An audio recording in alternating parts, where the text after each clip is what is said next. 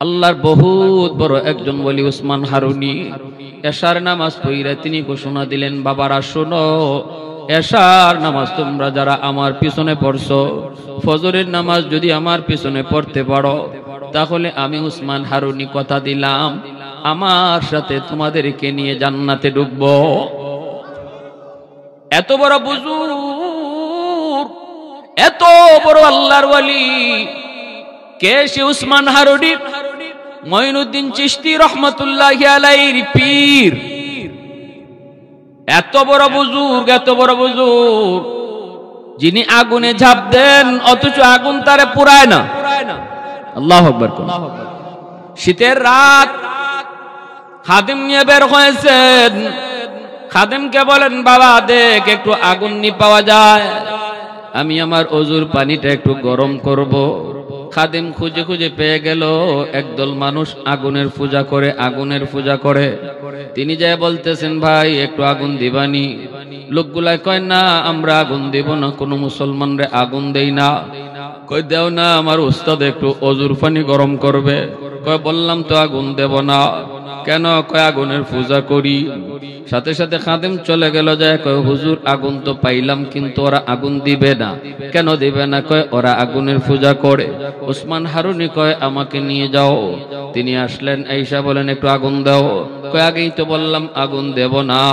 এরা কয় কেন, কেন দিবেন না? কয় আগুনের পূজা করি। উসমান হারুনি কয় কেন পূজা করো আগুনের, একটু কও। কয় বাপ দাদায় করছে এজন্য করি। কেন বাপ দাদায় করছে তা কি কয় নেই? কয় কইছে।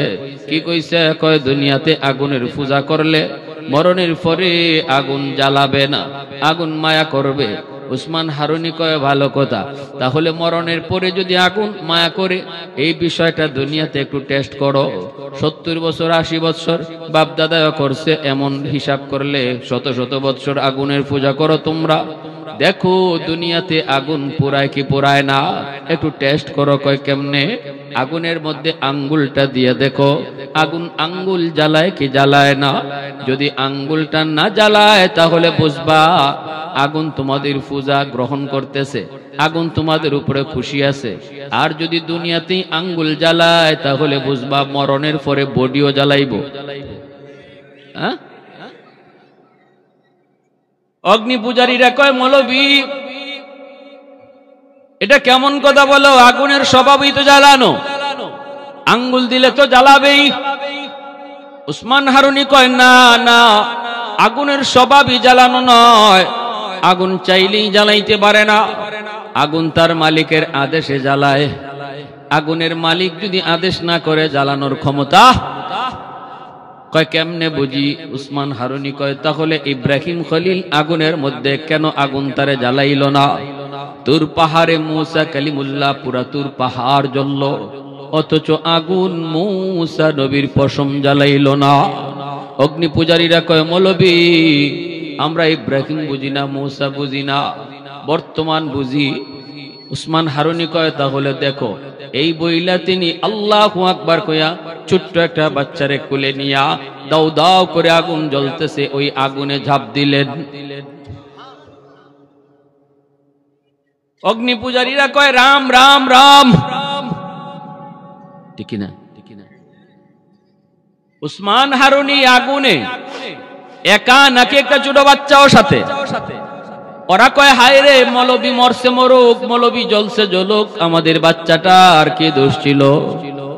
কিন্তু হঠাৎ করে তাকায় দেখে আগুনের ভিতরে উসমান হারুনি।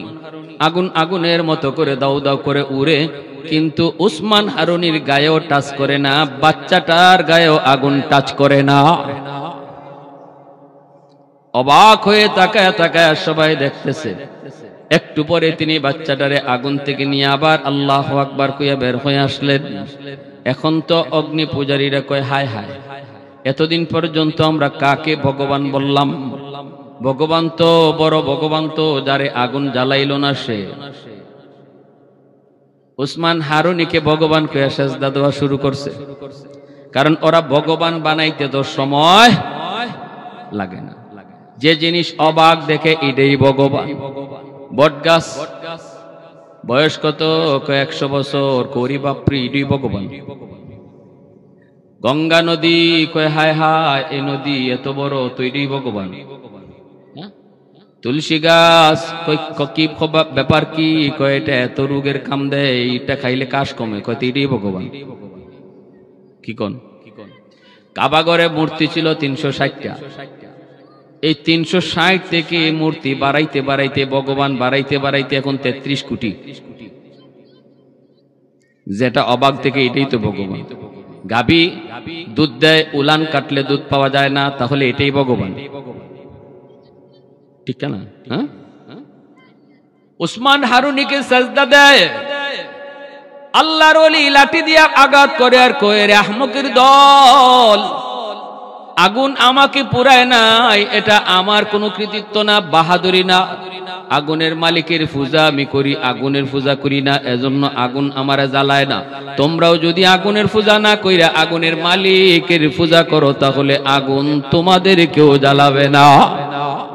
মুহূর্তের ভিতরে সবাই কালেমা পড়ে মুসলমান হয়ে গেল। आवाज दिया करना सुबहान अल्लाह। मैं तालिब मौला हूँ मेरे इश्क़ निराला, मैं तालिब मौला हूँ मेरे इश्क़ निराला, है जुमला जहाँ जिनके तजल्ली से उजाला, मा दरूद जहाँ गैर खुदा यार नदारम, जुज़ याद खुदा ही चिदिगुर कार नदारम, जुज़ याद खुदा ही चिदिगुर कार नदारम। उस्मान हारूनी এশার নামাজ পড়া যখন এই এলান দিলেন, সবাই তো খুশি। হায় হায়, ফজরের নামাজ হুজুরের পিছনে পড়লেই জান্নাত, কত বড় খুশখবর। কিন্তু উসমান হারুনি কই, শুনো আরেকটা গোপন কথা আছে, রহস্য আছে একটা। কয় কি গোপন কথা? গোপন কথা হলো আমার এই সুসংবাদ, আমার এই কথাটা কাউকে জানানো যাবে না, কাউকে বলা যাবে না। যে অন্য কাউকে বলবা তাহলে জাহান্নামে যাইতে হবে, কেউ কারো কাছে বলতে পারবা না। যে শুনছো সে শুধু নিজের কাছেই রাখবা। সবাইকে হুজুর ঠিক আছে, অসুবিধা নাই। রাতের বেলা সবাই যার যার মতো করে ঘুমায়, কারো কোনো ঘুম হয় না, একটাই টার্গেট, কখন জানি ফজরের আজান হয়, উসমান হারুনির পিছনে যায় নামাজ পড়ব। সবার তো একই টেনশন, কিন্তু পাশে যে শুয়ে আছে ভাই, ভাইকে ভাইয়ে কয় না। পাশে যে শুয়ে আছে বাবা, সন্তান বাবাকে কয় না। বাবায় শুইনে গেছে এশার নামাজ পইরা, ঘুমাইছে সন্তানের কাছে, সন্তান রে কয় না। ভাইয়ে কয়, কিরে ভাই তুই ঘুমাস না কেন? কয় না এমনি ঘুম আসে না, তুই ঘুমা। তাও কয় না, ফজরের নামাজ উসমান হারুনির পিছনে পড়, জান্নাত পাবি। কারণ ও উনি কয়ে দিছে, এটা কাউকে বলা যাবে না, বললে জাহান্নামে। এশার নামাজ গেল, ঘুম গেল, ফজরে আজান, মসজিদে নামাজ আদায় হলো। উসমান হারুনি সালাম ফিরায় দেখে মসজিদ ভরপুর মুসল্লি, বারান্দা ভরপুর মুসল্লি, রাস্তাঘাট ভরপুর মুসল্লি। এশার নামাজে এত মানুষ ছিল না, ফজরের নামাজে ডাবলের ডাবল মুসল্লি। উসমান হারুনির বুঝতে কোনো অসুবিধা নাই, কেউ না কেউ এই খবরটা মানুষে জানাইছে, ঠিক না? নামাজ শেষ করে আল্লাহর ওলি কয়, এশার নামাজে কারা কারা ছিল একটু হাত উঠাও। সাথে সাথে যারা ছিল তারা হাত উঠাইছে, যারা ছিল না তারা তো আর হাত উঠায় না। এইবার উসমান হারুনি কয়, একটা কথা কইছিলাম মনে আসেনি? কয় হুজুর মনে আছে। কি কথা? কয় ফজরের নামাজ আপনার পিছনে পড়লে জান্নাত। আরেকটা কথা কইছিলাম, এটা মনে আসেনি? বলে হয়, সেটাও মনে আছে। কোন কথা? কয় কাউকে বলা যাবে না, বললে জাহান্নাম। তাহলে এত মানুষে কে জানাইছে? একজন একজন করে সবাই কয়, হুজুর খোদার কসম আমি কইছি না। বাপের দ্বারও ঘুমাইছি, বাপরে কইছি না। বাপে কয়, খোদার কসম হুজুর আমি কইছি না। ফুতের দ্বারও ঘুমাইছি, ফুতরে কইছি না। বন্ধু কয়, হুজুর খোদার কসম বন্ধুর কাছে ঘুমাইছি, বন্ধুরে কই নাই। ভাইয়ে কয়, হুজুর ভাইকে কই নাই, কই নাই। সবাই কয় কই নাই, কই নাই, কই নাই। কিন্তু তাহলে কে কইল? একজন মানুষ মাথাটা নিচের দিকে দিয়ে বসা, কিছু কয় না। অথচই নিয়ে আসার নামাজ পড়ছে, কিচ্ছু কয় না, মাথা নিচের দিকে দেওয়া। উসমান হারুনি কয় তুমি কে, মাথাটা উঠাও, তুমি কে, মাথাটা উঠাও। মাথাটা উঠাইছেন, উঠানোর পরে উসমান হারুনি দেখে ইনি আর কেউ না, ইনি হলো তার সবচেয়ে প্রিয় ছাত্র, প্রিয় শাগরেদ, যার নাম হলো মঈনুদ্দিন চিশতি। আল্লাহু আকবার। আরো আস্তে কোন, আরো আস্তে কোন। উসমান হারুনি কয় বাবা মঈনুদ্দিন, তাহলে কি তুমি জানাইছো? মঈনুদ্দিন চিশতি কয় হুজুর আমি সবাইকে কইছি। আল্লাহু আকবার। কেন বাবা তোর এত বড় সাহস কেমনে হইল? তুই কি জাহান্নামে যাইতে চাও নাকি? এই কথা কাউরে কইলে তো জাহান্নামে যেতে হয়, তাহলে তুই কইছো নাকি? কেমনে তুই এই কথা কইলি? জাহান্নামে যাওয়ার বুঝি বড় শখ, কেন কইছো একটু কও। মঈনুদ্দিন কয় হুজুর আমি চিন্তা করে দেখলাম যদি আমি কাউকে না কই আমি একা জান্নাতে যাই, আর আমি যদি মানুষে জানাই তাহলে অসংখ্য অগণিত আল্লাহর বান্দারা জান্নাতে যাওয়ার সুযোগ পায়। আমি যদি না কই তাহলে আমি একা বাঁচলাম, আর যদি জানাই এলাকার মানুষগুলি বাঁচলো। এতগুলি মানুষ জান্নাতে যাওয়ার সুযোগ পায়, এতগুলা মানুষ আল্লাহ জান্নাতে পাইয়া আর এই অপরাধে আল্লাহ আমারে জাহান্নামে দিয়া যদি আল্লাহ খুশি হয় আমিও খুশি। সুবহানাল্লাহ, আওয়াজ দিয়ে বলেন। এতগুলা মানুষকে আল্লাহ পাক জান্নাতে পাইয়া আর আমি একা মঈনুদ্দিন রে জাহান্নামে দিয়া যদি আল্লাহ খুশি থাকে আমি খুশি। সুবহানাল্লাহ, জোরে করুন।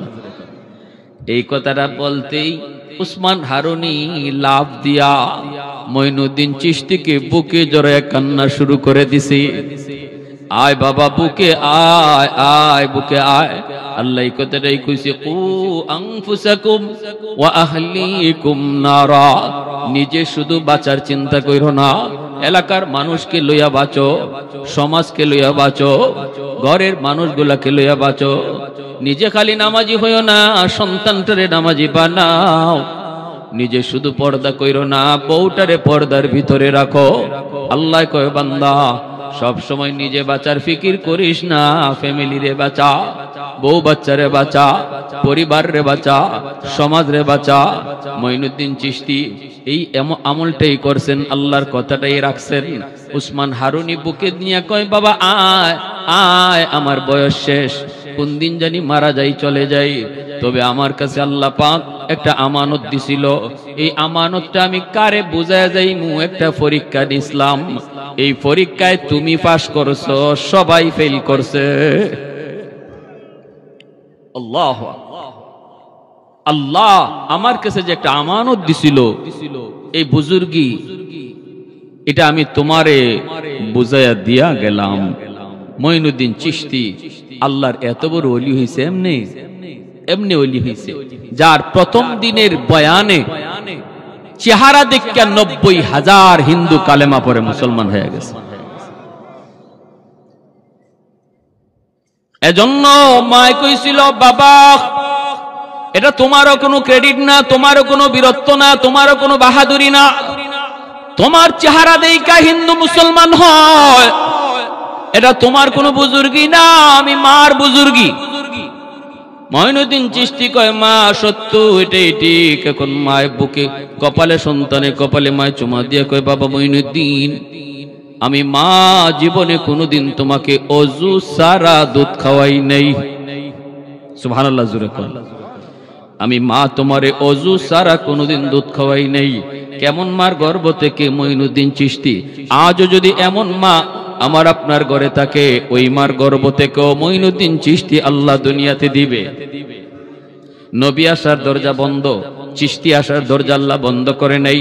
নবী আসার দরজা বন্ধ, আব্দুল কাদের জিলানী আসার দরজা আল্লাহ বন্ধ করে নাই। জিলানীর মার মতো মা হও, জিলানীর বাবার মতো একজন বাবা হও, আজও তোমার সন্তান জিলানী হবে। চিশতির মার মতো মা হও, চিশতির বাবার মতো বাবা হও, আজও তোমার সন্তান চিশতি হবে। আল্লাহু আকবার, জোরে কও। বাবা হওয়া সহজ, চিশতির বাবা হওয়া কঠিন। মা হওয়া সহজ, চিশতির মা হওয়া কঠিন। জিলানির বাবার মতো বাবা হওয়া, জিলানির মার মতো মা হওয়া, এটা কঠিন। এজন্য বলি বাবা শোনো, মা হওয়া সহজ, আদর্শ মা হও। বাবা হওয়া সহজ, আদর্শ বাবা হও। কেমনে কেমনে?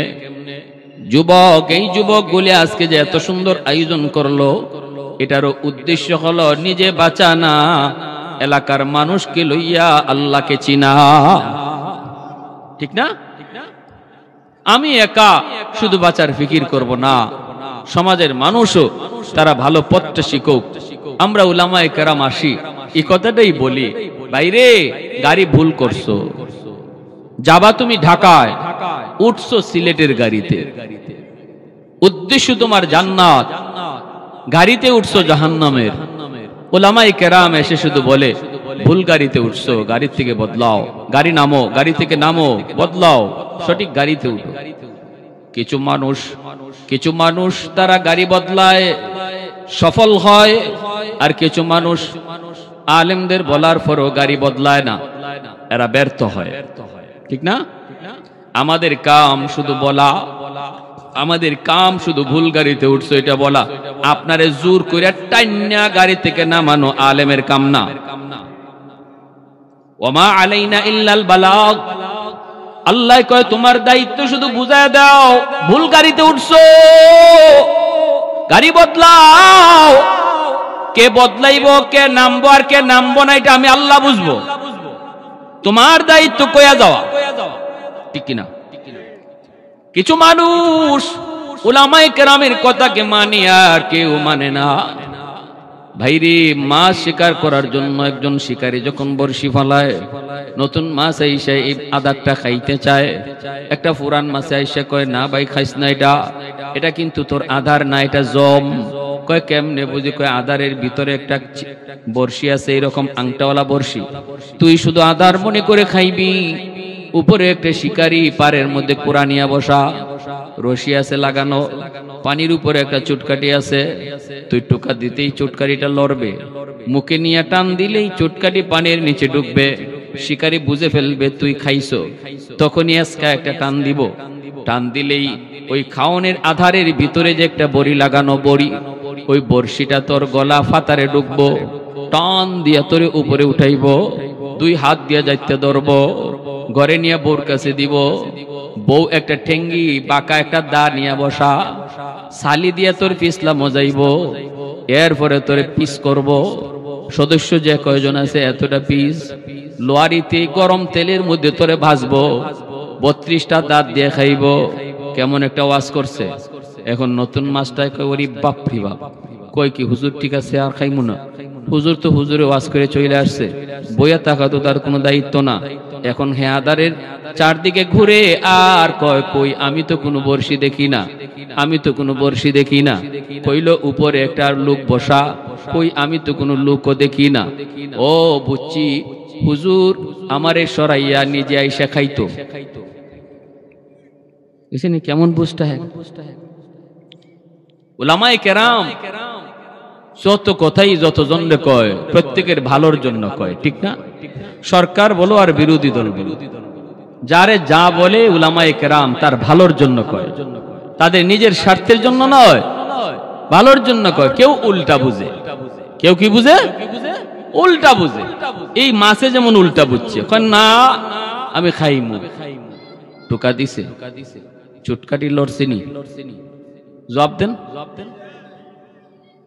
শিকারী যে বসা আছে সে টের পাইছে তো, আসেননি এখানে মাছ ধরে নিয়ে শিকারী, বড়ি দিয়া কুড়া দিয়া, এখন মুখে নিয়ে যখন টান দিছে চুটকাটি পানির নিচে ঢুকছে তো, শিকারী আজকা টান দিল, মাছ পারে উঠলো, দুই হাত দিয়ে জাবড়ায় ধরলো। এখন এই মাছটায় কয় হায় হায়, হুজুর যা কইছিল ঠিক কইছিল, আমি যা বুঝছিলাম তা ভুল বুঝছি। এখন মাছে খালি লড়ের ছাটাছাটি করে আর কয় আমার আরেকটা বার সুযোগ দাও, আরেকটা বার সুযোগ দাও, আমি জীবনে আর হুজুরের কথা অমান্য করবো, আর জীবনে আমি কাম করবো না, আরেকটা বার সুযোগ দাও। দিবেননি আপনি সুযোগ, মাস্টারে আবার সারবেননি পানি।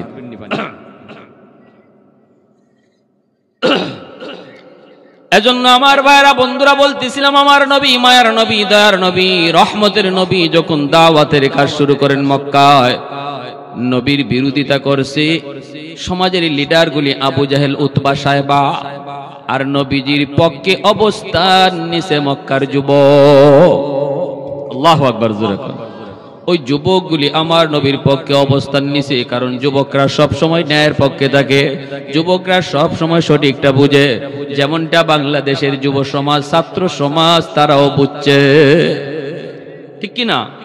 হ্যাঁ, অন্যায় কোনটা, ন্যায় কোনটা, কোনটা জুলুম, এটা যুবকরা খুব ভালো বুঝে। এজন্য যুবক জালেমের পক্ষে থাকে না, সর্বদা সর্বযুগে যুবকরা ন্যায়ের পক্ষে থাকে, সঠিকটা বুঝে এবং ন্যায়ের পক্ষে থাকে।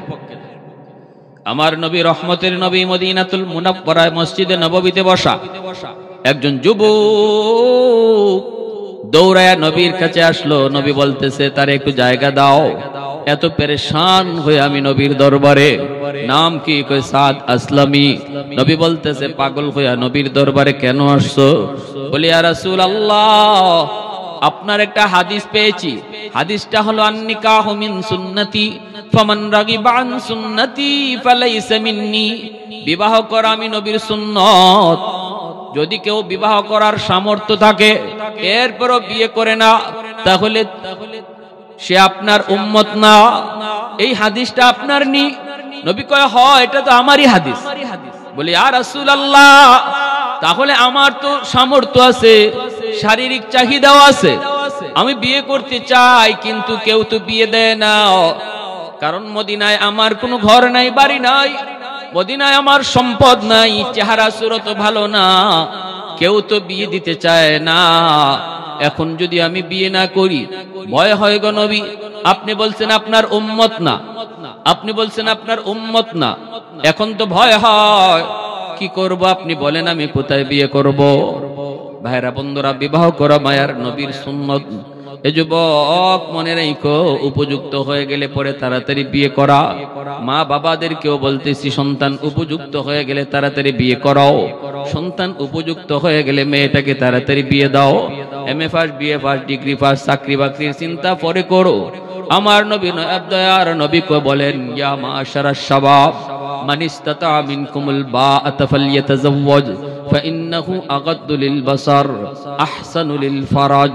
নবী কয়, এই যুবক শোনো, যৌবনকাল আসছে, বিয়ের জন্য প্রস্তুতি নাও, কারণ বিয়ে করলে পরে অটো আল্লাহ তোমার চোখটারে নিচে নামায়া দিবে, ঠিক না? এজন্যই নবী বলছেন বিবাহ ইমানের অর্ধেক। যে বিয়ে করে আল্লাহ পাক অর্ধেক ইমান তারে বিয়ার সাথে সাথে দেয়। আল্লাহু আকবার জোরে কও। কি ভাই, এজন্য কেউ নিজে নিজে করে নেবেন নাকি? হ্যাঁ, বিয়া করন, কিন্তু মা বাবার অনুমতি লইয়া। মা বাবাদেরকে বলতেছি, বাপ মারেও বলতেছি, সমাজে যুবক যুবতী হওয়ার সাথে সাথে যদি বিয়ার চিন্তাটা বাপ মারা করত, তাহলে সমাজ এতটা নষ্ট হইতো না। এর পিছনে আমরা বাপ মাও দায়ী আছি। আমার সন্তান উপযুক্ত, এরপর আমি তাহলে বিয়ে করাইতেছি না, মেয়েটা উপযুক্ত, এরপরও বিয়ে দিতেছি না। এর জন্য ছেলে যা অন্যায় করবে, মেয়েটা যা অন্যায় করবে, এর দায়ভার বাপ মার ঘাড়েও পড়বে। কি ভাই, কষ্ট পাইতেছেন আপনারা? তো কথা বলেন না যে কষ্ট পাইতেছেন। আল্লাহ নবী কয়, তোমার কাছে কেউ বিয়ে দেয় না? বলে ইয়া রাসূলুল্লাহ, কেউ তো বিয়ে দেয় না, কারণ আমার চেহারা সুরত ভালো না, আবার সহায় সম্পদ নাই, ঘরবাড়িও নাই, এজন্য কেউ বিয়ে দেয় না। নবী কয়, তাহলে এক কাম করো, আমি তোমারে পাঠাই, যাও অমুকের বাড়িতে যাও। আমার একজন সাহাবী, সে তার একটাই মেয়ে আছে, অনেক সম্পদের মালিক সে, আবার মেয়েটাও মদিনার সবচেয়ে সুন্দরী, যাও তুমি তার কাছে গিয়া বিয়ার প্রস্তাব দেও। আল্লাহু আকবার জোরে কোন। আমরা হইলে ভাবতাম, আল্লাহ রে আমার কপালে বিয়া নাই, আমি এমন কালোর কালো, গরিবের মেয়ে বিয়ে দেয় না। আর নবী আমারে ফাটাইতেছে জমিদারের মেয়ের কাছে, আবার আমার কাছে কালো মেয়ে বিয়ে দেয় না। আবার নবী কয়, সে মদিনার সবচেয়ে সুন্দরী, যারে মদিনার মানুষ হুরে মদিনা কয়, মদিনার হুর কয়। হায় হায়, কিন্তু সাহাবী তো আল্লাহর নবীর কথার উপরে কি পরিমাণ ইয়াকিন আছিল, নবী যেই কইছে যাও, সাহাবী দৌড় শুরু করে দিয়েছেন খুশিতে। রাস্তায় সাহাবীরা জিজ্ঞেস করে সাদ কই যাও? কই বিয়ার প্রস্তাব লিয়া যাই। কার বাড়ি? কই অমুকের বাড়ি। কার জন্য? কই আমার জন্যই। সাহাবীরা কয় সাদ রে তোমার হুশ আসেনি? হুশ? কয় কেন? নিজের চেহারাটা আয়নায় দেখছনি? কয় হ তা তো দেখছি। যেই মেয়ের জন্য প্রস্তাব লইয়া যাইতেছ ওর চেহারা কেমন জানোনি? কয় হ তাও জানি। মদিনার হুর। কয় তাহলে কোন সাহসে যাও? সাদ সালামি কয় আমি তো যাই নাই, আমাকে পাঠানো হয়েছে। আল্লাহু আকবার জোরে কোন। সাহাবীরা জিজ্ঞেস করে সাদ কে পাঠাইলো? কই মায়ার নবী, দয়ার নবী, রহমতের নবী পাঠাইছেন। এই কথা বলতেই অন্যান্য সাহাবীরাও নীরব। নবী পাঠাইছেন তাহলে তো আর কথা নেই।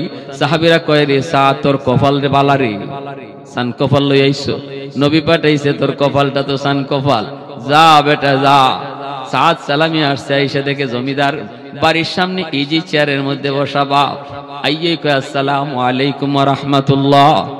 বাপে কয় ওয়া আলাইকুম আসসালাম ওয়া রাহমাতুল্লাহ। তুমি কে? কয় আমি নবীর সাহাবী। কি নাম তোমার? কয় সাদ সালামি। কেন আইছো? কয় আপনার মেয়ের লাগি বিয়ার প্রস্তাব লইয়া। হুরে মদিনার বাপে কয় জামাই কেডা? সাদ সালামি মাথা নিচের দিকে দিয়া কয় আমি ওই। মেয়ের বাপের তো মাথা গরম। এ সাদ হুশ আসেনি? পুরোপুরি হুশ আছে। কয় তাহলে কোন ভরসায় কোন সাহসে তুমি বিয়ার প্রস্তাব দিছো? সাদ সালামি তখনও কয় আমি তো দেই নাই, আমাকে দেওয়ানো হয়েছে। সুবহানাল্লাহ জুরে কোন না। হুরে মদিনার বাবায় কয় কে দেওয়াইছে? কয় মায়ার নবী, দয়ার নবী। কিন্তু মেয়ের বাবা আমার নবীর কথা শোনার পরেও তার নরম হয় নাই মিজাজ। মিজাজটা তো এত তাড়াতাড়ি নরম হয় না। মিজাজটা নরম হয় নাই, তখনও গরম। কয় সাদ রে শুন, নবী মানি, নবীকে নবী মানি হাজার বার, নবীর সব কথা মানি, কিন্তু ইডা পারতাম না। কারণ আমার একটা মাত্র মেয়ে। কত জমিদারের ফুলায় প্রস্তাব দিয়ে বসা, কত প্রিন্সের মতো চেহারার যুবক ছেলে প্রস্তাব দিয়ে বসা, কত সুন্দর সুন্দর যুবকরাও প্রস্তাব লাইনে দাঁড়ানো, আর সেখানে আমি তোমার কাছে আমার মেয়েকে কেমনে বিয়ে দেব? এই প্রস্তাব আমি মানতে রাজি না, পারবো না, পারবো না। এই কথা বলতেই সাদ সালামি মনটা দুর্বল করে তিনি ফিরে আসতেছেন নবীর কাছে। এমনি মেয়েটা ঘর থেকে বের হয়ে কয় আব্বা কে আসছিল? কয় সাদ সালামি। কে সে? কয় নবীর সাহাবী। ও নবীর সাহাবী সাদ সালামি। বাবা চিনছি। কেন আসছিল? কয় মারি তোমাকে বিয়ের প্রস্তাব লই আইছে। চিনছো তারে? বলে হ আব্বা তারে চিনি। কও তো মা তুমি কই আর ও কই? ওর মদিনায় কি আছে? চেহারার তো কোনো ডকই নাই, খালি কালো না, এমন কালার কালার। গুরাবুল আরব কয়, আরবের কাক, এত কালো মানুষ এই ভাই ডাকে। এই ছেলের সাথে তোমার মতো মেয়ে যাকে মদিনার মানুষ হুর কয়, কেমনে বিয়া দিতাম মা কত? আমি তো একটা বাবা, আমি সইতে পারি নাই, বের করে দিছে। চিন্তা করেন মেয়েটার কথা এবার শুনেন। মনোযোগ আছে কার কার? এক হাত উঠান, কার কার আছে মনোযোগ? আল্লাহ কবুল করো, জোরে কোন আমিন, আর জোরে কোন আমিন। ভাইরা বন্ধুরা, মেয়েটা কইতেছি বাবা, ও বাবা তুমি সাদ সালামির জিগাইছনি প্রস্তাবটা নিজে দিছে নাকি নবী দেওয়াইছে? সুবহানাল্লাহ জোরে কোন। কেমন প্রশ্ন করছে মেয়েটা। বাবা কয় হ মা আমি জিগাইছি, প্রস্তাবটা নিজে দেয় নাই, নবী তারে দিয়ে দেওয়াইছেন। সাথে সাথে মেয়েটা চোখের পানি সেইরা কান্দে আর কয় আব্বা তুমি মস্ত বড় ভুল করেছো। নবী যদি ছেলে পছন্দ করে থাকেন, আমার নবী মায়ার নবীর চোখটা পৃথিবীর সবচেয়ে দামি চোখ। আমার নবীর মতো চোখ আল্লাহ পৃথিবীর কাউকে আল্লাহ দেয় নাই। নবী তার এই চোখ দিয়ে যদি এই বাড়ির দামান পছন্দ করে থাকে, জামাই পছন্দ করে থাকে, নবী তার নিজের চোখ দিয়ে যদি ছেলে পছন্দ করে থাকে, আমার নবীর পছন্দের উপরে কোনো পছন্দ হতে পারে না। সুবহানাল্লাহ জোরে কোন, আর একটু জোরে কোন না সুবহানাল্লাহ। আই হাবিবে কিবরিয়া তুম पर सलाम, ऐ हमारे दिल रुबा तुम पर सलाम, दिल सदा कहता रहा तुम पर सलाम, ऐ हबीबे किबरिया तुम पर सलाम।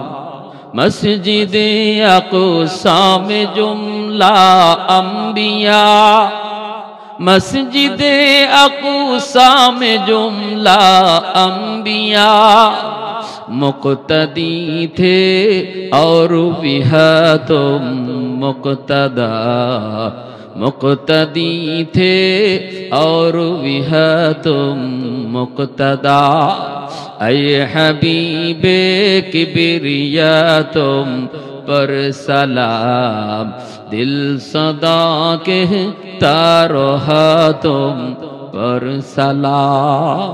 একটু আওয়াজ দিয়া কোন আল্লাহু আকবার। মেয়েটায় কয় আব্বা তাড়াতাড়ি যাও, যায় বলো আমি বিয়াতে রাজি। আল্লাহু আকবার। বাবা দৌড়ায়া গেছে মায়ার নবীর কাছে, যায় কই ইয়া রাসূলুল্লাহ, ওগো নবীজি আপনার সাহাবী সাদ সালামের সাথে আমার মেয়ে হুরে মদিনার বিয়ে, মেয়েও রাজি আমিও রাজি। আল্লাহু আকবার। বিয়ার আয়োজন হয়ে গেল। নবীজি বলতেছেন সাহাবীরা তোমরা কিছু চাঁদা কালেকশন করো, তোমাদের ভাই সাদ সালামি জমিদার বাড়িতে বিয়ে করতে যাবে, খালি হাতে কেমনে যায়, টাকা পয়সা দিয়ে কিছু চাঁদা করো। সবাই চাঁদা কালেকশন করে বলতেছে রে সাদ নে বেটা নে, বস্তা ভরা টাকা লইয়া বাজারে যা মন চায় তা যায় বউয়ের লাগি কিন। সাদ সালামি বস্তা ভরা টাকা নিয়ে বাজারে রওনা, অলংকার কিনলো, শাড়ি কিনলো, সব কিনলো। কিনে সাদ মনের আনন্দে ঘোড়ার পিঠে সওয়ার হইয়া তিনি যাবে বাসর ঘরের দিকে, বিয়ে বাড়ির দিকে। বিয়ে বাড়িতে হাজারো মানুষের সমাগম, বড় আয়োজন হয়ে গেল। এইদিকে হৌরে মদিনা বাসর ঘরে বান্ধবীদেরকে নিয়ে অপেক্ষায়।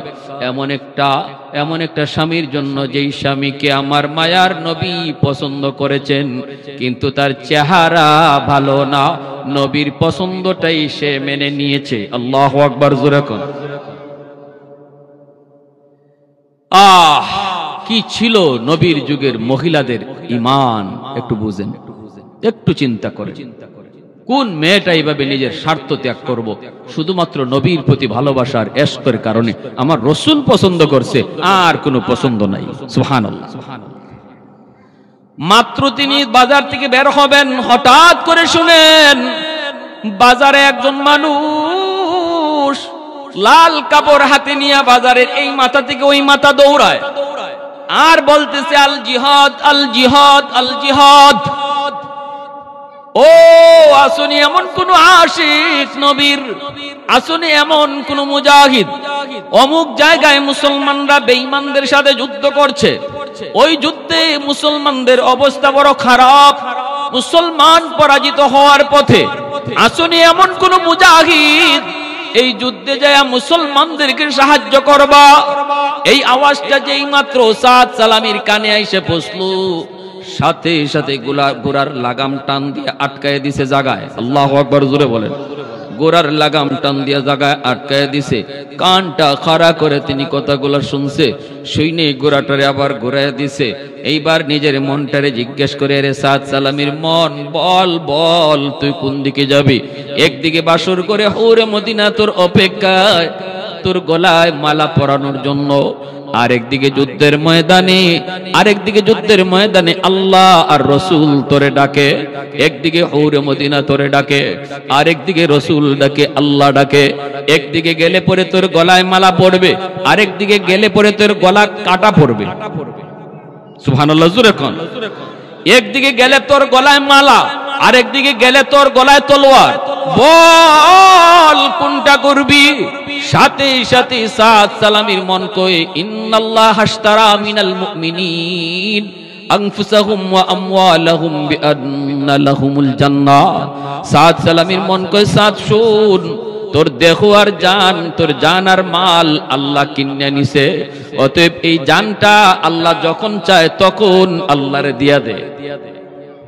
সুবহানাল্লাহ, আওয়াজ দিয়ে কোন, এই জান আর মাল আল্লাহ কিনে নিছে জান্নাতের বিনিময়ে। আল্লাহ কই মুমিনের জান মাল আমি নিয়ে নিছি, তার জান্নাত দিয়া দিছি। এখন এই জানের মালিক আমি না, মালের মালিক আমি না, মালিককে বিনিময়ে আল্লাহ দিছে জান্নাত। সাথে সাথে সাদ সালামী ঘোড়াটা ঘুরাইয়া বাজারে আইসা স্বর্ণকারে ফেরত দেয়, শাড়ির দোকানে ফেরত দেয়, টাকা হাতে নেয়, ধারালো অনেক দামি একটা তলোয়ার হাতে নেয়। এই তলোয়ার হাতে নিয়ে যেই সাদ যাওয়ার কথা বিয়ে বাড়িতে, যেই সাদের জন্য বাসর গড়ে হৌরে মদিনা অপেক্ষায়, সেই সাদ বিয়ে বাড়িতে না গিয়া ঘোড়া ছুটাইয়া দিছে জিহাদের ময়দানে, ঘোড়া চালাইয়া দিছে জিহাদের ময়দানে। দুশমনদের কাছে আইসেই কয়, রে বেঈমানের দল, আমি আজকে বাসর ঘর কুরবানি দিয়ে এসেছি, হুরে মদিনার মায়া কুরবানি দিয়ে এসেছি, শুধু আমার আল্লাহ এবং রাসূলকে ভালোবাসা।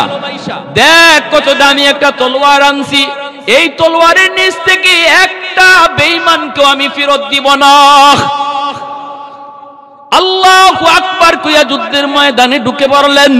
আর আল্লাহ পাক তার এই জিহাদের উপরে, আল্লাহ পাক তার এই সিদ্ধান্তের উপরে এত খুশি হয়েছেন, এত খুশি, আল্লাহ তার তলোয়ারে কুদরতি পাওয়ার দিয়া দিয়েছেন।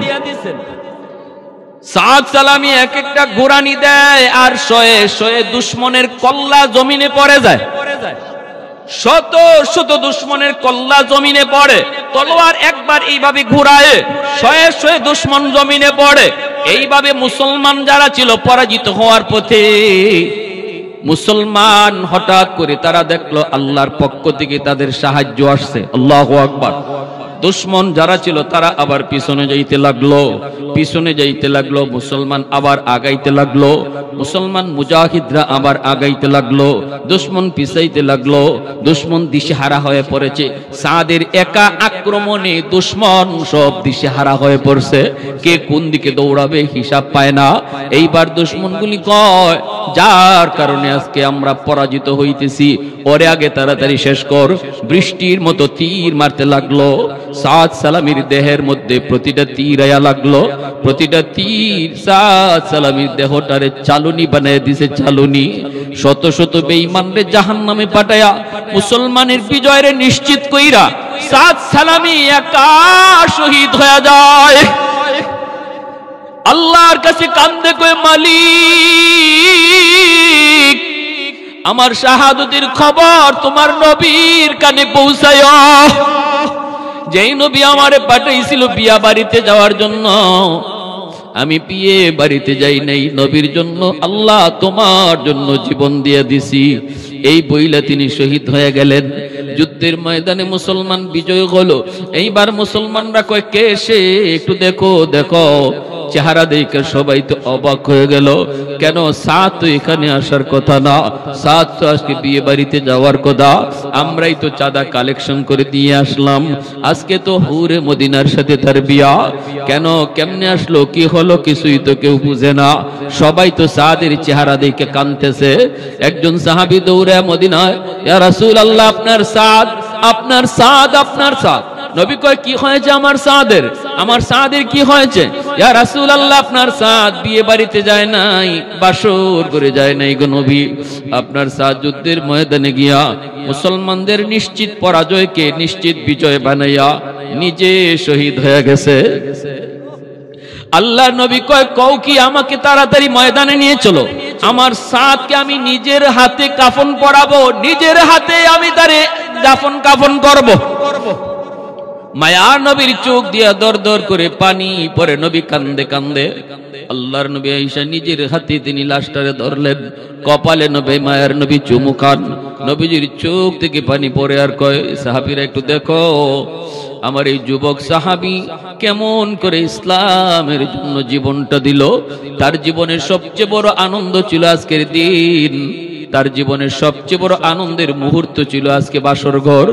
সেই বাসর ঘরের দিন, সেই দিনটাকে, সেই সময়টাকে কোরবানি দিল আল্লাহর জন্য। যেই সাত, এই সাতকে আমি নিজের হাতে আজকে সবকিছু করব।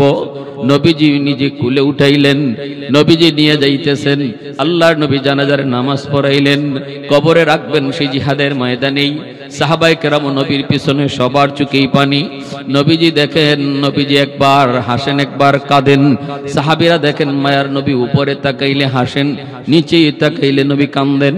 সাহাবীরা জিগায়, নবী গো, একবার হাসেন একবার কাঁদেন, কারণ কি?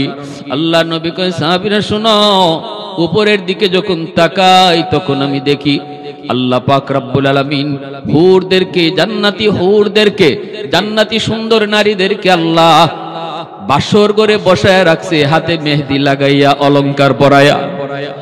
আর হুরের আমাকে ডাইকা কয়, নবী গো, আপনার যেই সাত দুনিয়ার হুরের মায়া বিসর্জন দিল, কোরবানি দিল আল্লাহর জন্য, দিনের জন্য, আল্লাহ আমাদেরকে বাসর করে বসায় রাখছে।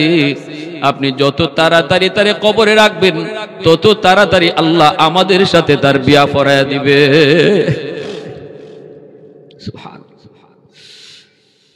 আল্লাহ, জোরে কোন আল্লাহ, আরো জোরে কোন আল্লাহ, আরো জোরে কোন আল্লাহ। এ যুবক, তোমার মতো একজন যুবকের কাহিনীটা শুনাইলাম। কিয়ামতের ময়দানে সাদের সামনে কেমনে মুখ দেখাইবা? যদি আল্লাহ কই, যুবক, দুনিয়ার একটা নগণ্য নাপাক নারীর মায়া চাইরা তুই আমাকে ভালোবাসতে পারলি না, আমার সাদের সামনে একটু তুই মুখ দেখা, কিয়ামতের মাঠে মুখ দেখাইতে পারবা না। ওতে ভালোবাসা দুনিয়ার নাপাক ভালোবাসা নয়, ভালোবাসা অন্তরে দাও আল্লাহ এবং তার রসুলের ভালোবাসা। ঠিক কিনা জোরে কও? দুনিয়ার ভালোবাসা আজ কাদায় কাল হাসায়, আজ হাসায় কাল কাদায়, কিন্তু আল্লাহর ভালোবাসা সব সময় হাসায়। আল্লাহু আকবার, জোরে কও, আরো জোরে কও, আল্লাহু আকবার। মায়ার নবী, দয়ার নবীর সাহাবীরা এমন জ্বলন্ত প্রমাণ রেখে গেছেন, জ্বলন্ত প্রমাণগুলি রেখে গেছেন। এজন্য বলি ভাইরা, আল্লাহ পাক রব্বুল আলামিন কিয়ামতের ময়দানে ওই যুবককে আল্লাহ তার যৌবন কাল সম্পর্কে আলাদা প্রশ্ন করবে। যেই যুবক তার যৌবনে ইবাদত করবে, যেই যুবক যৌবনে বাপ মার সেবা করবে, যেই যুবক যৌবনে মুরব্বীদেরকে শ্রদ্ধা করবে, যেই যুবক যৌবনে নামাজ পড়বে, যেই যুবক যৌবনে নাপাক প্রেম ভালোবাসা থেকে নিজেরই ফিরায় রাখবে, কিয়ামতের মাঠে আল্লাহ আরশের ছায়ার নিচে তার মেহমান বানায়া রাখবে। আল্লাহর মেহমান হতে রাজি আছেন কারা কারা? একটু হাত উঠে আল্লাহর একটু দেখান তো।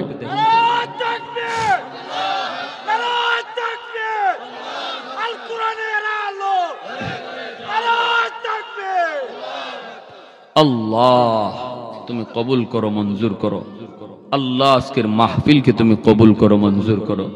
যে যুবকরা আয়োজন করছে, যুবকদেরকে কবুল করো, মঞ্জুর করো। যুবক, পায়ে ধরে বলি, মারে কষ্ট দিও না, বাবারে কষ্ট দিও না। আমার রসুল মদিনার জান্নাতুল বাকি দিয়া যান। নবী দেখেন অন্তর চোখে একটা কবরে আযাব হচ্ছে। রসুল বলতেছেন, সাহাবীরা একটু থামো, ওই যুবকের জন্য একটু হাত উঠাও আল্লাহর কাছে, আমি দেখতেছি তার কবরে আগুন, সাপে কামড়ায়। নবী হাত উঠাইছেন, সাহাবীরা দোয়া করেন, নবীও দোয়া করেন, কিন্তু আযাব বন্ধ হয় না। আবার হাত উঠাইছেন রসুল, আযাব বন্ধ হয় না। আবার হাত উঠাইছেন, আযাব বন্ধ হয় না। আবার আল্লাহর নবী জানতে চান, মালিক কারণটা কি? আমার হাতের দাম তোমার দরবারে কমে গেল নাকি? আল্লাহ কয়, না বন্ধু, হাতের দাম কমে নাই, গন্ডগোল হলো অন্য জায়গায়। নবীজিকে আল্লাহ পাক বলেন, বন্ধু, এই যুবকের মা এখনো দুনিয়ায় জীবিত, মার মনে ভীষণ কষ্ট, বাবার মনে ভীষণ কষ্ট। এই যুবক মারে বাদ দিত না, বাবারে বাদ দিত না, মার কলিজায় আঘাত দিয়া কথা কইত। শুধু তা না, বরং মার গায়ে হাত উঠাইছে। মরণের সময় মায় তারে মাফ দিছে না, এজন্য আমি আল্লাহ তারে মাফ করবো না। তুমি রসুল সুপারিশ করলেও তারে মাফ করবো না। যতক্ষণ পর্যন্ত তার মা তারে মাফ না করবে আমি আল্লাহ তারে মাফ করব না। এজন্য ভালো করে ইয়াদ রাখো, মারে কষ্ট দিয়া বাবারে কষ্ট দিয়া আব্দুল কাদের জিলানী রে ঘরে আইনা দাওয়াত খাওয়াইলো, আল্লাহ রাজি না। কথা বুঝে আসছে? ভাঙ্গা ঘরে মা দোয়া করবে আর 100 জন আব্দুল কাদের জিলানী তোমার জন্য দোয়া করবে তোমার ঘরে বৈশা। আমার নবীর হাদিস, জিলানীদের দোয়া কবুল হবে কি হবে না কোনো গ্যারান্টি নাই, কিন্তু মার দোয়া বাবার দোয়া কবুল হবে এর 100% গ্যারান্টি আছে।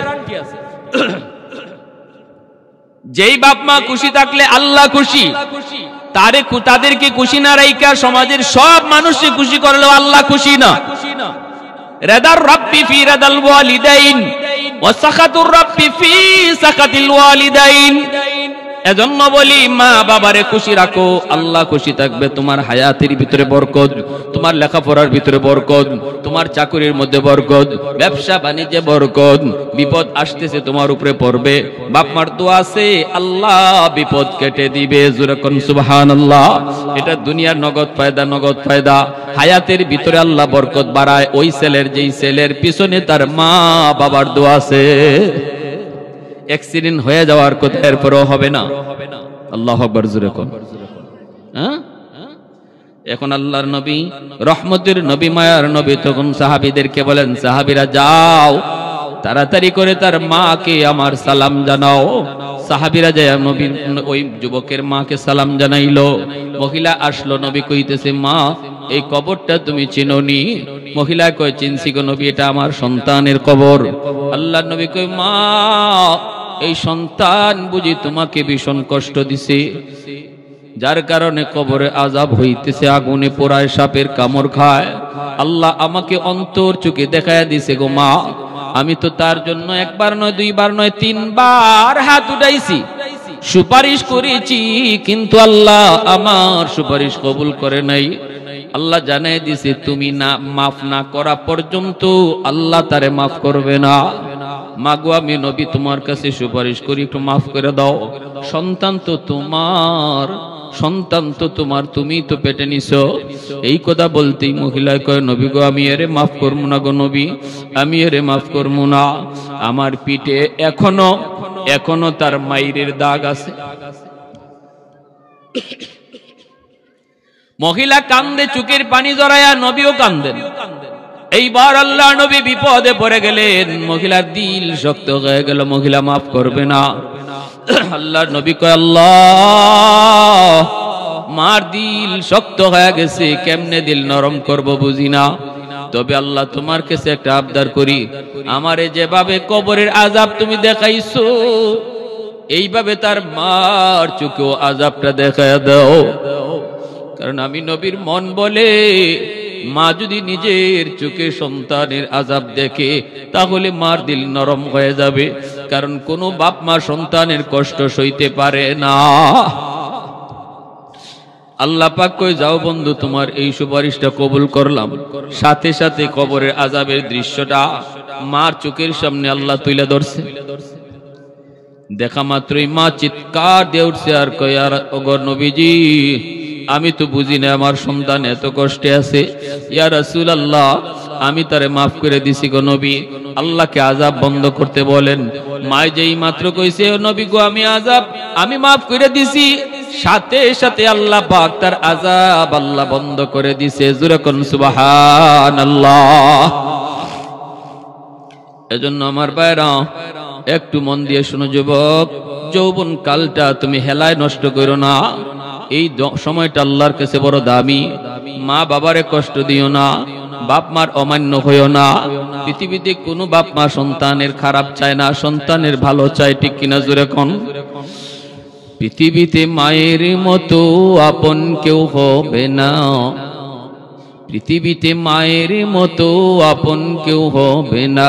তোমরা কোনোদিনও মায়েরই মনেতে কষ্ট দিও না, তোমরা কোনোদিনও মায়েরই মনেতে কষ্ট দিও না।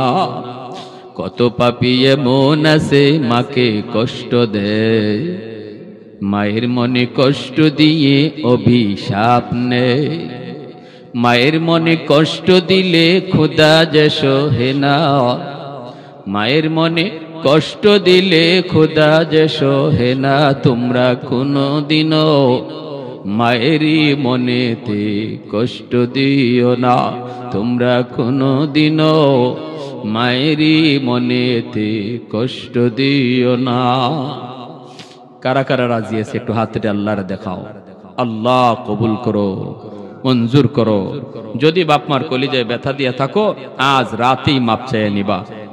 মাফ না চাইয়া কেউ ঘুমায়ও না, কারণ এই রাত্রে যদি মরণ হয় আর বাপমার কলিজায় ব্যথা থাকে, তাহলে নিশ্চিত তুমি জাহান্নামী। তোমার নামাজ রোজা হজ কোনো কিছুই তোমার জান্নাত নিতে পারবে না। যদি মা বাবারে খুশি করে ঘুমাইতে পারো আর এই রাত্রে মরণ হয়, নিশ্চিত তুমি জান্নাতি। আল্লাহ আমাদের সবাইকে বুঝার, সে কথাগুলা মানার, সে অনুযায়ী চলার তৌফিক আল্লাহ সবাইকে দান করুন। সবাই বলি আমিন। মারলি হাত দিয়ে বুঝি তুই মারলি, ঠিক আছে যা, আল্লাহ যেন তোর এই হাত ফসায় দেয়। যে হাত দিয়ে তুই আমারে মারছো, এই হাত যেন আল্লাহ ফসায় দেয়। তুই যেন আমার জানাজার নামাজ পড়তে না পারো। দুইটা বদ্ধ করেছে, যুবক কান্দে আর গল্লার বলি। মা যেই মাত্র দুইটা বদ্ধ দিছে, আমি টের পাইছি আমার পায়ের জমিন কাইপা উঠছে, জমিনটা কাইপা উঠছে। আমি তখনই বুঝছি আল্লাহর দরবারে মার বদ্ধ কবুল হয়ে গেছে, কবুল হয়ে গেছে। ভাইরে, ওই যুবক বলতেছে গল্লার অলি, বেশ কিছুদিন পর আমি অফিস থেকে খবর পাইলাম মা মারা গেছে। জানাজা পড়ার জন্য আমি রওনা দিলাম। মা যে কেমনে মারা গেছে এটা মা জানে আর আল্লাহ জানে, আর কেউ জানে না। সন্তান যখন মারে কষ্ট দেয়, মা রাতের বেলা ঘুমায় না, এইদিকে ওইদিকে করর দেয়, চোখ দিয়া পানি জড়ায় জড়া বালিশটা ভিজায়, আর শুধু অশান্তি পায়। মারে অশান্তি দিয়া তুমি ঘুমাইবা। মায়ের নবী কয়, এই ঘুম যদি তোমার জীবনের শেষ ঘুম হয়, মরতে দেরি, জাহান্নামে যাইতে দেরি হবে না। মান আসবাহা মুতিআন লিল্লাহি ফি ওয়ালিদাইহি আসবাহা লাহু বাবান মাফতুহান মিনাল জান্নাহ ফা ইন কানা ওয়াহিদান ফাওয়াহিদা ওয়া মান আসবাহা আসিয়ান লিল্লাহি ফি ওয়ালিদাইহি আসবাহা লাহু বাবান মাফতুহান মিনান নার ফা ইন কানা ওয়াহিদান ফাওয়াহিদা। কিলা ইয়া রাসূলুল্লাহ ওয়া ইন যালামা ক্বালা ওয়া ইন যালামা ওয়া ইন যালামা ওয়া ইন যালামা। নবী বলেন, সন্তান মনে রেখো, রাতের বেলা তুমি যদি বউ বাচ্চা নিয়ে ঘুমাও, এই অবস্থায় তোমার মা তোমার উপর খুশি, তোমার বাবা তোমার উপর খুশি, রাতের বেলা তোমার আব্বা তোমার উপর খুশি, মা তোমার উপর খুশি। তুমি ঘুমাইছ, সকাল হওয়া মাত্রই আল্লাহ পাক তোমার জন্য জান্নাতের দুইটা দরজা খুলে দেয়। ওয়ামান আসবাহা আসিয়ান লিল্লাহি ফি ওয়ালিদাইহি, আর যদি রাতের বেলা তুমি ঘুমাও মার কলিজায় ব্যথা দিয়া, বাবার কলিজায় ব্যথা দিয়া, খুশি করো নাই মারে, খুশি করো নাই, মার কলিজায় আঘাত। দিনে তুমি এমন একটা কথা কইছো, এমন একটা আচরণ করছো, যে আচরণে মা কষ্ট পায় রাত্রে ঘুমাইতে গেছে, বাবা আছে বাবারে নিয়ে ঘুমাইতে গেছে, স্বামী স্ত্রী ঘুমায়, দুজন বৃদ্ধ। এই অবস্থায় একজন আরেকজনের সান্ত্বনা দেয়, মা কান্দে আর বাবা সান্ত্বনা দেয়, কান্দো না, আর আমাদের হায়াত আর কয়দিন আছে, আমরা তো একদিন দুনিয়া থেকে চলে যাব। এখন তো তাদের এই জীবন, একটু কষ্ট পাইছো মন থেকে বাদ দিয়া দাও। এই বইলা স্বামী স্ত্রীরে সান্ত্বনা দেয়, স্ত্রী স্বামীরে সান্ত্বনা দেয়, রাতে ঘুমায়। আল্লাহর নবী কয়, রে যুবক, এই রাত যদি তোর মরণ হয়, তোর জীবনের নামাজ রোজা হজ যাকাত তাসবিহ তাহলিল যত ইবাদত আছে, কোন ইবাদতে জান্নাতে নিতে পারবে না। মরতে দেরি, জাহান্নামে যাইতে দেরি হবে না। নাউজুবিল্লাহ। তাহলে যে রাতের বেলা আমরা ঘুমাই, জানি না এই ঘুম জীবনের কার শেষ ঘুম। কারণ ঘুমটা হলো মরণের ভাই। আমরা ঘুমের দোয়াও পড়ি, আল্লাহুম্মা বিসমিকা আমুতু ওয়া আহইয়া। আল্লাহ, তোমার নামে মরতেছি, তোমার নামে জিন্দা হব। অতএব আমি নিজে বলতেছি আমি মরতেছি, ঘুম না আমি মরতেছি, এই কথাটা নিজের মুখে বলতেছি আমরা। আল্লাহ নবী শিখায়া দিছে, বলো আমি মরতেছি আল্লাহ তোমার নামে, জিন্দা হব তোমার নামে। ঘুমন্ত ব্যক্তি আর মৃত ব্যক্তির ভিতরে তফাৎ নাই। ঘুমন্ত ব্যক্তির রূহটাও দেহ থেকে চলে যায়, মুর্দার রূহটা দেহ থেকে চলে যায়। এই অবস্থায় ঘুমন্ত ব্যক্তির রূহটা আল্লাহর হুকুমে যদি আবার ফেরত আয়, তবে লোকটা ঘুম থেকে জাগে, নতুবা আর জাগে না, জীবনের শেষ ঘুম হয়ে যায়। অতএব ভাইরা বন্ধুরা করে শুনবা যুবক, মনে রাখো ওই ঘুমের ঘরে যাওয়ার আগে তুমি খেয়াল রাখো আজকের সারা দিনে কোনো আচরণে মারে কষ্ট দিছো কিনা, বাবারে কষ্ট দিছো কিনা। যদি কোনো আচরণে কষ্ট পায় থাকে, আল্লাহর দোহাই, আল্লাহর দোহাই, মার কাছে যায় একটু বও, একটু খুশ গল্প করো, কথায় কথায় বলো আম্মা গো কষ্টটা পাইয়াম, কথাটা শুই না তুমি কষ্ট পাইছো, মা তুমি মাফ করে দিও, আব্বা তুমি আমার কথায় কষ্ট পাইছো, এখন ঘুমাইতে যাই, আব্বা তুমি মাফ করে দিও, মাফ করে দিও। এই কথা বইলে যদি তুমি তাদেরকে একটু খুশি কইরা ঘুমাও, তারারে যদি মন থেকে খুশি করায় নিতে পারো যুবক, কেউ জানে না এই ঘুম তোমার জীবনের শেষ ঘুম কিনা। আল্লাহর নবী কয় সকাল হওয়া মাত্রই তুমি যদি জীবিত অবস্থায় তুমি সকাল হয়, সকাল হইতে আল্লাহ জান্নাতের 2টা দরজা তোমার জন্য খুলে দেয়। ভাইরা বন্ধুরা, যুবক কয় আমি আওয়াজ পাইলাম মা মারা গেল, খবর পাওয়া মাত্রই আমি দ্রুত বাড়িতে আসতে চাইলাম, কিন্তু রাস্তাঘাটে এত সমস্যা, এত সমস্যা। মায় 2টা বদ্দুয়া দিছিল, একটা হলো তুই যেন আমার জানাজার নামাজ পড়তে না পারো। আমি আসতে চাইলাম জানাজা পড়ার জন্য তাড়াতাড়ি, কিন্তু পারি নাই, রাস্তাঘাটে এত সমস্যা হয়েছে আল্লাহর ওলি, বসতে বসতে অনেক দেরি হয়ে গেল, মানুষজন আমাকে সারাই জানাজা পড়ে ফেলল। আমি আসা মাত্র এলাকার মানুষেরা কয় বাবা অনেক দেরি হয়ে গেছে, মানুষে আর অপেক্ষা করে না, জানাজা পড়ে ফেলছি। যুবক কান্দেন কই বাবা তোমাদের কোনো দোষ নাই, কারণ আমার অফিস থেকে এখানে পৌঁছতে অন্যদিন এত দেরি হয় না, আজকে যত দেরি হয়েছে। আর কেন দেরি হয়েছে আমি বুঝে ফেলেছি, মূলত এটা আমার তকদিরের লেখা। মার একটা বদ্দুয়া কবুল হয়ে গেছে, একটা বদ্দুয়া কবুল হয়ে গেছে। এই বইলা যুবক কাঁদতেছে কাঁদতেছে। ভাইরে বন্ধুরা, এরপরে যুবক বলে আল্লাহর বলি আমি তো বুঝে গেছি দ্বিতীয় বদ্দুয়াটাও কবুল হয়ে যাবে, তুই যেই হাত দিয়ে আমারে মারছো এই হাত যেন আল্লাহ ফসায়া দেয়, পছায়া দেয়। অল্প দিনের ভিতরে আমি দেখলাম আমার ওই হাতের মধ্যে ফুরা দেখা দিছে, ফুরা। এই ফুরা থেকে পচন দুর্গন্ধ বের হয়, এই পচা জায়গার মধ্যে পুক জমে গেছে, পুক। ডাক্তার দেখাইতে গেলাম, অ্যান্টিবায়োটিক, হাই অ্যান্টিবায়োটিক দিল। ডাক্তাররা কয় আমরাও তো বুঝি না কেন তোমার পচন ভালো হয় না, কারণ এই ঔষধে তো পচন ভালো হওয়ার কথা, কেন হয় না আমরা তো বুঝতেছি না, আমরা তো বুঝি না। কিন্তু আমি দেখতেছি আমার পচন শুধু উপরে উঠতেছে, পুরা হাতটা পয়সা যাইতেছে, উপরে উঠতেছে। একটা পর্যায়ে ডাক্তার বলে আর আমাদের কাছে কোনো চিকিৎসা নাই। আমি ডাক্তারকে বললাম ডাক্তার আমি জানি আমার রোগের ঔষধ কোথায়, আমার রোগ হলো আসমানে, চিকিৎসা করছো তোমরা জমিনে, আমার রোগ কোনোদিন ভালো হবে না, এটা আমার মার বদ্দুয়া, আমার বদ্দুয়া। এই যুবক বলে আল্লাহর বলি যে বউয়ের কারণে, যে স্ত্রীর কারণে মার গায়ে হাত উঠাইছিলাম, এই স্ত্রীও আমাকে ফালাইয়া বাপের বাড়ি চইলা আরেক লোকের বিয়ে করছে। আমি এখন একা, মানুষজন কেউ আমার বাড়িতেও থাকতে দেয় না, এত দুর্গন্ধ, এত দুর্গন্ধ। রাস্তায় রাস্তায় ঘুরি, চাকরি বাকরি সব আমার গেল, আপনজন প্রিয়জন সবাই এলাকা থেকে তাড়ায় দিল। এখন আমার রাস্তায় রাস্তায় ঘুরি আর মসজিদে মসজিদে থাকি। আমি এইভাবে কাপড় দিয়ে পেঁচায় পেঁচায় রাখি পচন, যেন দুর্গন্ধ কেউ টের না পায়, টের না পায়। এই সব কিছু বাপ মার ওই মায়ের বদ্দুয়া। এজন্যই নবী বলেছে যুবক 3 ব্যক্তির দোয়া বদ্দুয়া সরাসরি কবুল। এর ভিতরে এক ব্যক্তি হলো বাপ মা, তাদের দোয়া বদ্দুয়া কবুল।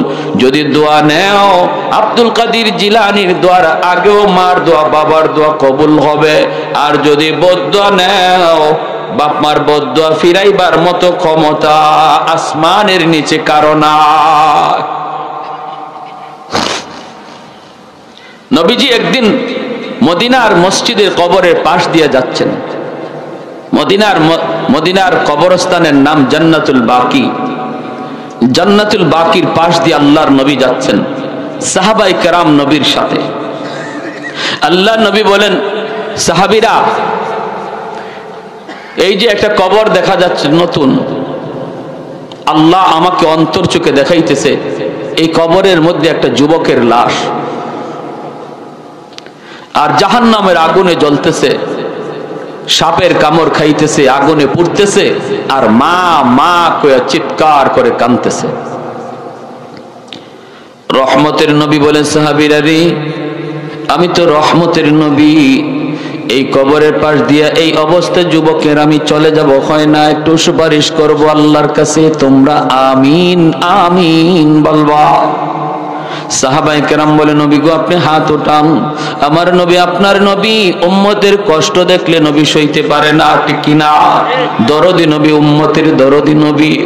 এই জন্য নবী কই, সাহাবীরা রে, তোমরা কেউ দেখো না, কিন্তু আল্লাহ আমাকে দেখাইছে এই কবরের ভিতরে যুবকের আযাব আযাব, আমি একটু আল্লাহর কাছে সুপারিশ করব, তোমরা আমিন আমিন বলবা। নবী হাত বাড়ায় দিলেন, মালিক, ও মালিক, তুমি তো আমাকে রহমতের নবী বলেছ, তুমি তো রহমতের নবী বলেছ, রহমতের নবী কবরের পাশ দিয়া চলে যাবে আর কবরের ভিতরে আযাব হবে, হয় না হয় না। আল্লাহ আমি তোমার দরবারে সুপারিশ করলাম, আল্লাহ তুমি যুবকের কবরের আযাব মাফ করে দাও। নবী যখন আল্লাহর কাছে দোয়া চাইলেন, সাহাবায়ে কেরাম আমিন বলে আমিন বললেন, আল্লাহ তুমি কবুল করো। নবী দেখেন আযাব বন্ধ হলো না। এরপরে মায়ার নবী আবারও হাত উঠাইলেন, মালিক, ও মালিক, মালিক, তুমি তো আমাকে রহমতের নবী বলেছ, আমি তো নিজে নিজে বলি না আমি রহমতের নবী। ওয়ামা আরসালনাকা ইল্লা রাহমাতাল লিল আলামিন, তুমি তো রহমতের নবী বলেছ, রহমতের নবী কবরের পাশ দিয়া গেলে যদি আযাব বন্ধ না হয় তাহলে রহমতের নবী বানায় লাভ কি? আল্লাহ আবার হাত উঠাইলাম, নবী হাত উঠে দোয়া করেন, সাহাবীরা আমিন বলেন, আযাব বন্ধ হয় না। এইবার নবী আবার হাত উঠাইলেন আর কান্দেন, মালিক, কোথায় আমি ভুল করলাম? আমার হাতের দাম বুঝি তোমার দরবারে কবে গেল? এই হাতটা কোন জায়গায় অন্যায় করছে মালিক আমি বুঝি না, আমাকে বুঝায় দাও। আল্লাহ আমার কোথায় ভুল হয়ে গেছে আমাকে ধরায় দাও। আল্লাহ পাক রব্বুল আলামিন কয়, বন্ধু তোমার হাতের দাম কমে নাই, হাতের দাম কমে নাই, তোমার কোনো দোষ না বন্ধু। যেই যুবকের আযাব হয় এই যুবকের মা এখনো দুনিয়ায় জীবিত, মার কলিজায় অনেক ব্যথা, মার কলিজায় অনেক ব্যথা, মরণের সময়ও মা সন্তানকে মাপ দেয় না।